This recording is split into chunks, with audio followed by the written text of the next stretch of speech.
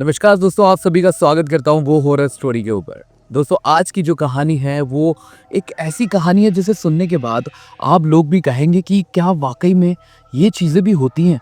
क्योंकि इस कहानी को सुनने के बाद वाकई मुझे भी ऐसा लगा कि कई बार हम ऐसे निर्णय ले लेते हैं परिवार के दबाव में आकर के, जिसमें हमारे ही नहीं बल्कि पूरे परिवार को ही इसका खामियाजा भुगतना होता है। तो दोस्तों, देर ना करते हुए कहानी की तरफ सीधे आपको लेकर के चलूंगा, लेकिन अभी तक आपने अगर वो हॉरर स्टोरी को सब्सक्राइब नहीं किया है तो जल्दी से सब्सक्राइब कर लीजिए। तो चलिए चलते हैं कहानी की तरफ।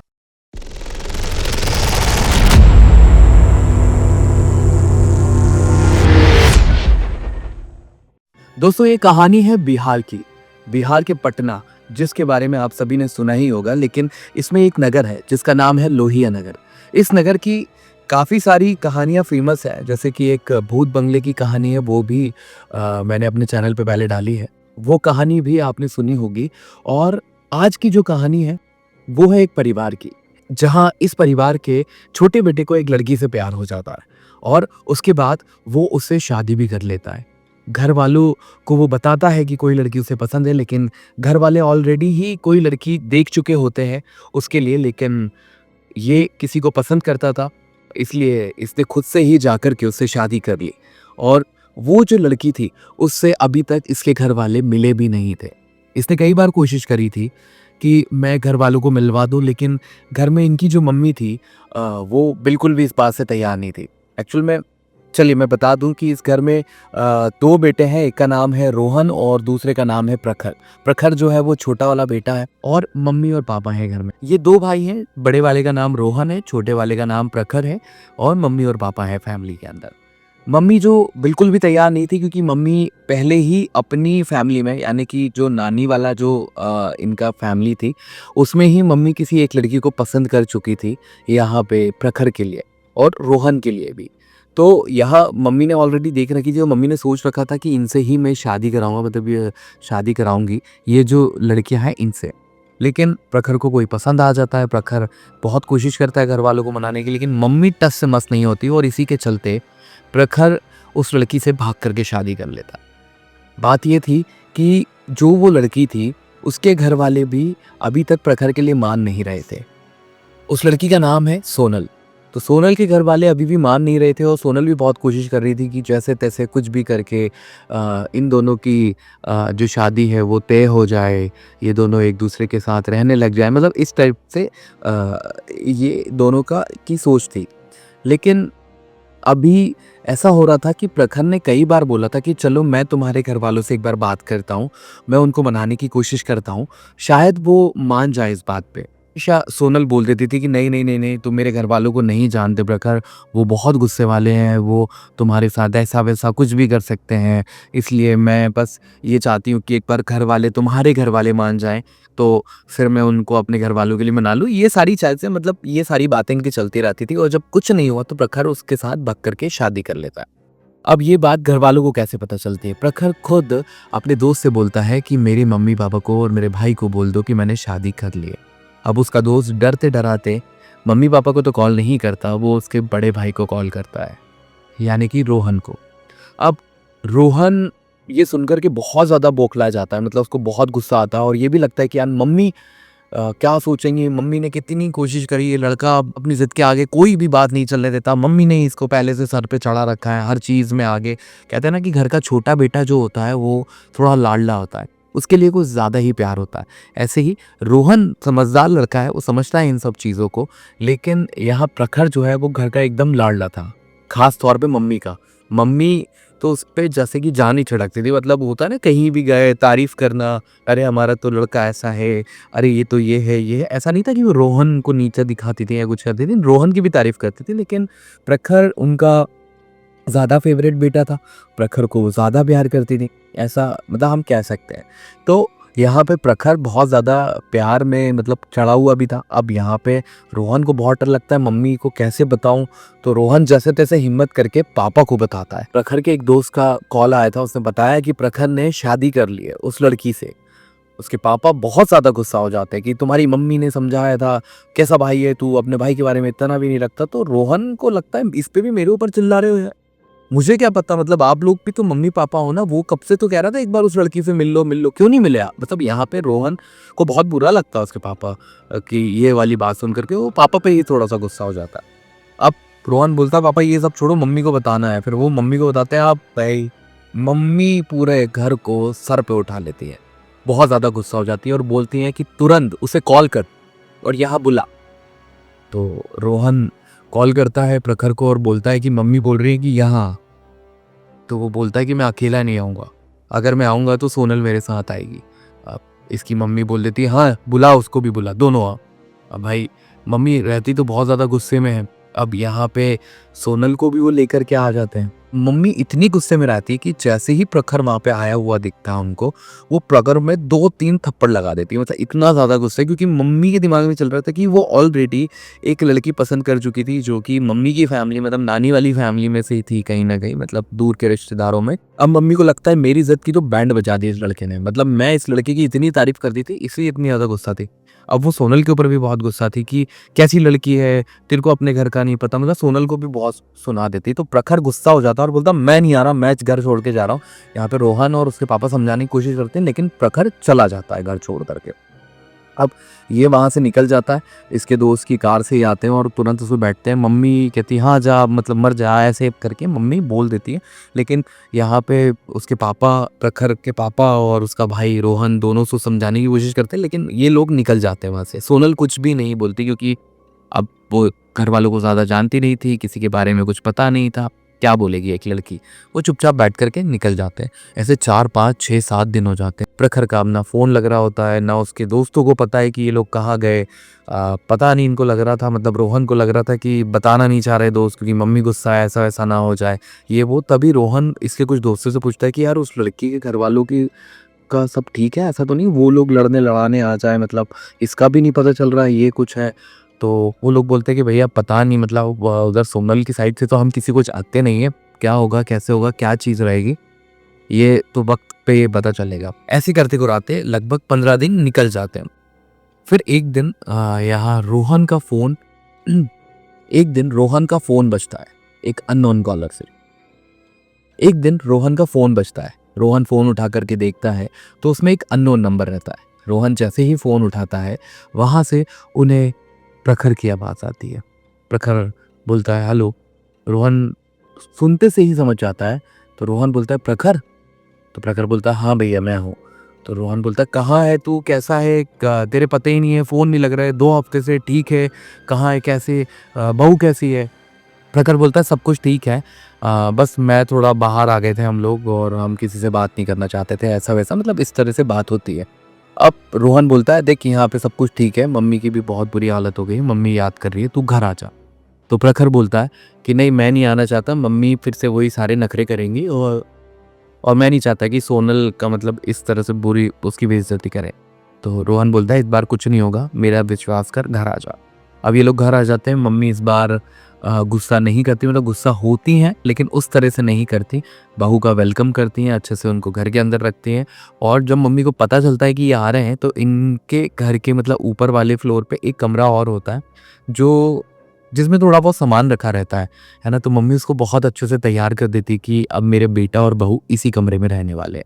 तो बढ़िया से उसको भी तैयार कर देती हैं, वेलकम करती हैं बहू का बहुत अच्छे से। पहले दिन सोनल भी घर वालों के लिए बढ़िया खाना-वाना बनाती है, सब कुछ अच्छे से करती है। ये सारी चीज़ें सोनल मतलब करती है, फैमिली भी खुश हो जाती है कि अरे वाह! बहुत अच्छा खाना बनाती है और अच्छी बहू है, अच्छी लड़की है। ऐसे-तैसे ये धीरे-धीरे, धीरे-धीरे ऐसे ही इनके 1-2 दिन गुज़रते हैं। अब 1-2 दिन के बाद ऐसा होता है कि प्रखर जो है, मतलब अच्छा लड़का था, प्रखर रात को ड्रिंक करने लग गया। इन दोनों की पट नहीं रही है, मतलब सोनल और प्रखर की। आए दिन मतलब आए टाइम ऊपर वाले कमरे से लड़ने की आवाज़ें आ रही हैं। ये सारी चीज़ें होने लगती हैं इन लोगों के साथ। अब ये लोग प्रखर को समझाते हैं क्या हो गया? प्रखर का अलग ही सीन हो गया था, मतलब जैसे कि दारू पी लेना, हर कहीं रास्ते में कहीं भी पड़े रहना, घर नहीं आना, जब भी आएंगे दोनों बहुत गंदी तरीके से लड़ेंगे। और इवन जो बहू थी उसकी भी आदत कुछ ऐसी ही हो गई थी इसमें, यानी कि सोनल की। वो भी मम्मी जी से लड़ने लग गई, किसी भी बात का जवाब नहीं देना, खाना बनाना तो हर कुछ बना देना, मन करता तो बना देती, नहीं तो नहीं बना देती। और ये सारी चीज़ें बहुत ज़्यादा नहीं, एक हफ्ते के अंदर अंदर होने लगे। मतलब शुरू के 3 दिन बहुत अच्छे गुजरे, लेकिन उन 4 दिन के अंदर मानो ऐसा लग रहा था कि जैसे पता नहीं क्या हो गया। अब ये सब चीज़ें करते कुराते समझाते समझूते यहाँ पे सोनल से भी बोला कि तुम्हारे घर वालों से बात कर लेते हैं, वो कर लेते हैं। तो सोनल बोलती कि मैंने मेरे घर वालों से बात करी है, उन्होंने साफ बोला है कि अगर हमें पता भी चल गया ना तो कहाँ रहती है बेटा और कौन है वो लड़का, तो मैं पूरे परिवार को, पूरे खानदान को खत्म कर देंगे। तो प्रखर की मम्मी बहुत ज़्यादा डर जाती है। तब सोनल बताती है कि मेरे घर वाले बहुत डॉन टाइप के लोग हैं, मतलब दादागिरी में उनका वो चलता है, और मैं बस अब नहीं चाहती। मैंने अपनी तरफ से कोशिश कर ली, कुछ वक्त बाद जैसे आप लोग मान रहे हैं वैसे ये भी मान जाएंगे।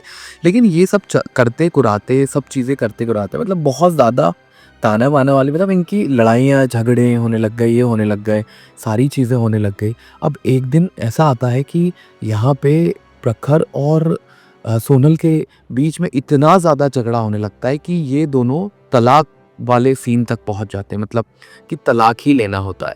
अब यहाँ पे सोनल घर छोड़ करके चली जाती है, वो कुछ पेपर वेपर जो भी ऐसा कुछ सीन होता है, और वो घर छोड़ करके चले जाती है। और इनके घर वालों को भी समझ में नहीं आता क्योंकि इसका बिहेवियर ऐसा हो गया था, वो कभी इससे लड़ रही है कभी उससे लड़ रही है।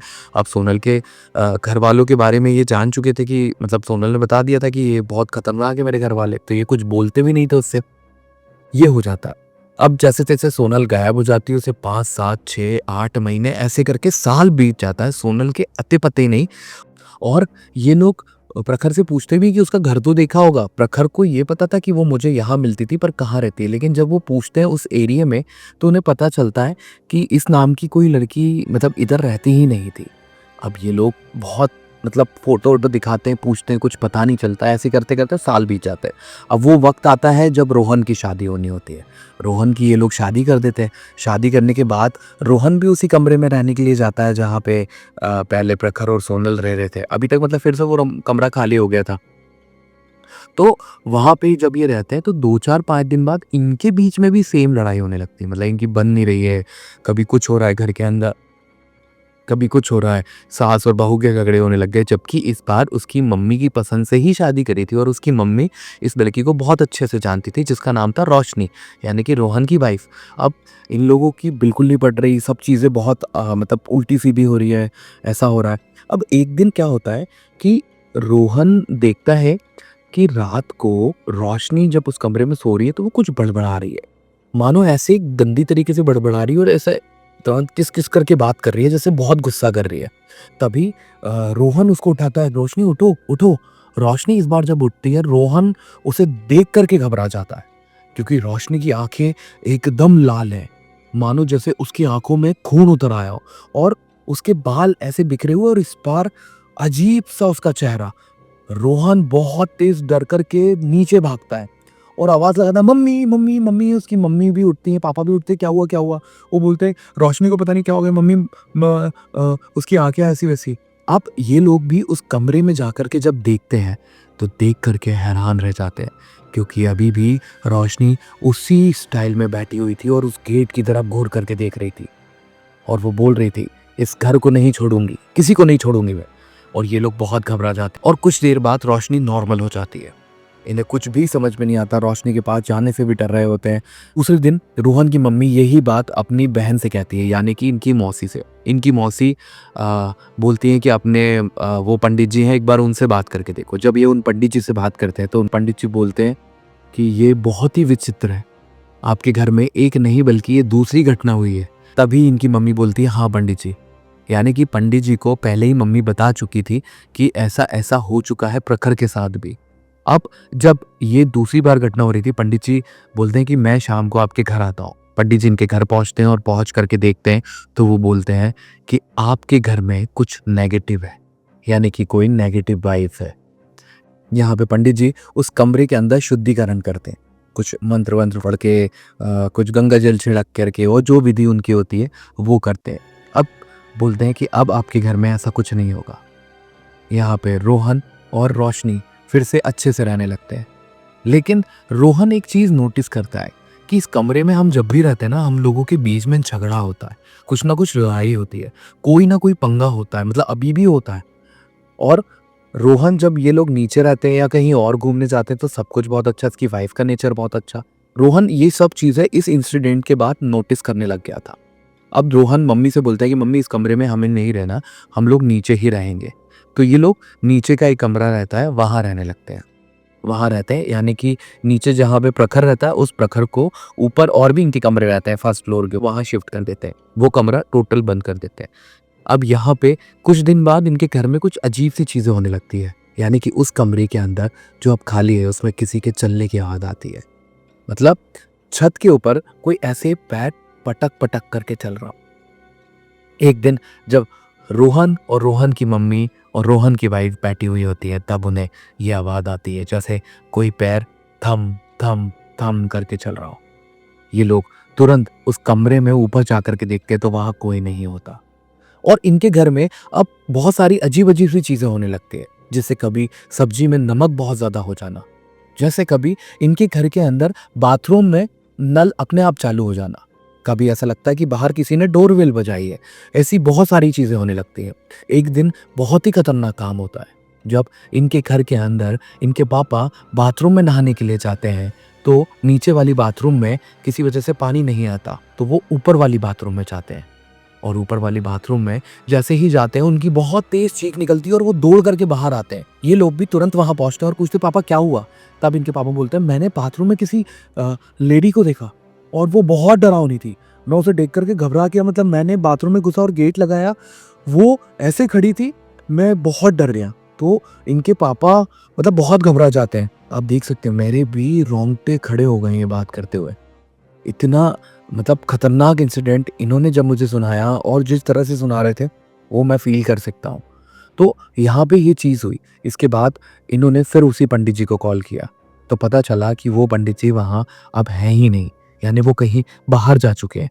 तब इन्हें किसी और पंडित के बारे में पता चलता है। इस बार वो इनके घर आते हैं और आकर के देखते हैं, और ये पंडित जो रहते हैं ये कोई ऐसे वैसे नहीं बल्कि एक सिद्ध पंडित है।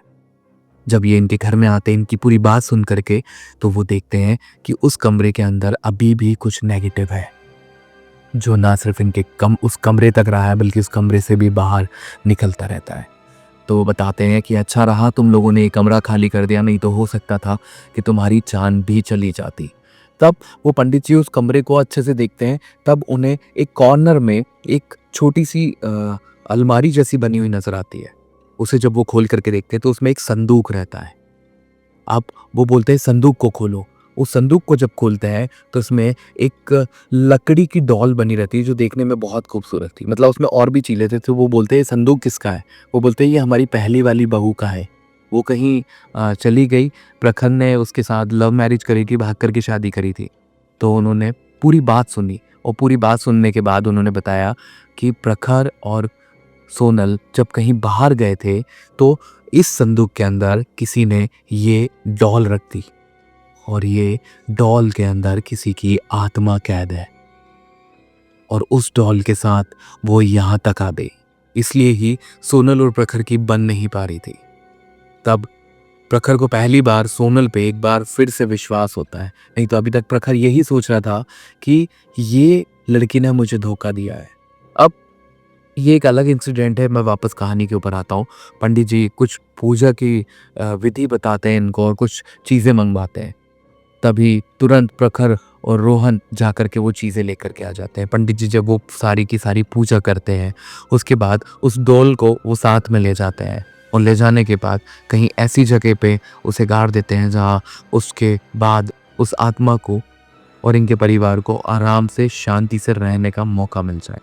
अब धीरे धीरे रोहन बताता है कि सारी चीज़ें नॉर्मल होती है। मतलब इनके कुछ महीने बहुत अच्छे बीतते हैं।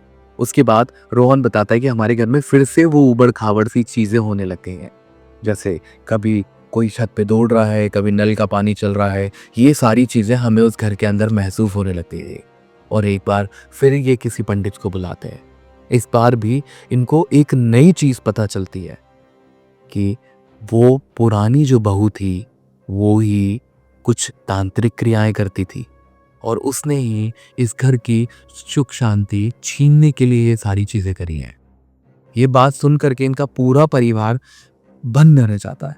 इनको समझ में नहीं आता कि ये चीजें क्या हो रही है हमारी फैमिली के साथ। लेकिन ये लोग अब फाइनल निर्णय लेते हैं कि हमें इस घर के अंदर रहना ही नहीं है, क्योंकि वो जो व्यक्ति पंडित जो आया था, वो जो पंडित आए थे तीसरी बार, उन्होंने बोला कि ये घर अगर आप छोड़ दो तो ज़्यादा ही अच्छा है। ये लोग अब ये निर्णय भी ले चुके थे, इस घर से ये लोग निकल गए। रोहन बताता है कि हमारा अच्छा खासा बना बनाया घर, जिसे हमने बहुत मेहनत से बनाया था, उस घर को हमने खाली कर दिया है और हम इसी कोशिश में हैं कि हमें कोई विधि मिल जाए जिससे उस घर को हम वापस से मुक्त करवा सके। उनके साथ ये क्यों हुआ, कैसे हुआ, ये किसी को नहीं पता। सोनल कौन थी, कहाँ से आई थी और क्यों आई थी, ये भी उन्हें नहीं पता।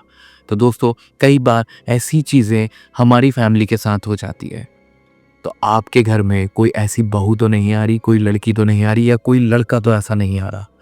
बच कर के रहिए, हमेशा ऊपर वाले पे विश्वास रखिए, क्योंकि उन्हीं का साथ सबसे इम्पोर्टेंट है हमारा ये। अगर अभी तक आपने चैनल को सब्सक्राइब नहीं किया तो सब्सक्राइब कर लीजिएगा। कैसी लगी ये कहानी कमेंट में ज़रूर बताइएगा और देखते रहिए वो हॉरर स्टोरी। जय श्री राम।